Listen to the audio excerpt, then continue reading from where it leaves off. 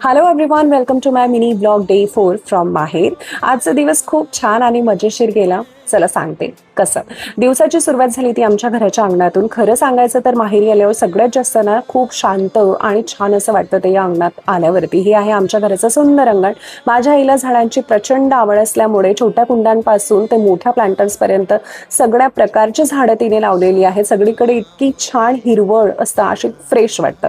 इथला उन्हाळा खूपच कडक असतो. टेम्परेचर कधी कधी 45 अँड अबाव जातं. बाहेर इतकं ऊन असतं की काही वेळ उभं राहिलं तरी त्रास होतो. पण आमच्या घराभोवती इतकं झाड आहेत की त्यामुळे इंटेन्सिटी ही कमी असते. कितीही उन्हाळा असला तरी एक गोष्ट मात्र कायम, ती म्हणजे चहा, गरमागरम. आज संध्याकाळचा प्लॅन असा खास होता. मुलांना समर फीस्टला घेऊन जायचं होतं. आम्ही लहान असताना कधीतरी या फीस्टला जायचो, त्यामुळे तिथल्या खूप आठवणी आहेत. पण आमच्या मुलांसाठी हे ठिकाण म्हणजे दरवर्षीच एक्साइटमेंट झालंय. त्यामुळे सगळ्यांची तयारी झाली.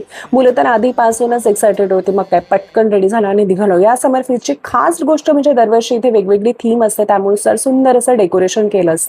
आत पोहोचता सगळ्याच आधी आमच्या नजरेस पडला तो म्हणजे प्रचंड मोठा गोरिला. ते पाहून आमचं पिल्लू इतकी खुश झालं की खाली उतरायलाच तयार नव्हतं. त्याच्यासोबत फोटो काढण्यात बराच वेळ गेला, पण त्याने काय काढू दिला नाही. इथली एंट्री फी ही फक्त 50 रुपीज आहे आणि हा फेस्ट जवळपास महिनाभर चालतो. त्यामुळे कधीही फॅमिली सोबत एन्जॉय करायला जाता येतं आरामात. आत गेल्यावरती खूप सगळे स्टॉल्स आहेत. हाऊस होल्ड वस्तू, खेळणी, डेकोरेटिव्ह आयटम्स, खाण्याचे स्टॉल्स, सगळंच काही. ते छोटे छोटे गेम्स आणि स्टॉल्स पण आहेत आणि अगदी 10 ते 12 रुपयांमध्ये एवढ्या छान छान वस्तू इथे मिळतात. मग विष्णूने चान्स घ्यायचंच ठरवलं. गेम खेळतानाचा तिचा उत्साह आणि मजा काही वेगळीच. तर इथली अजून एक खास गोष्ट म्हणजे खूप कमी पैशात ना मुलांसाठी खूप मज्जा करता येते.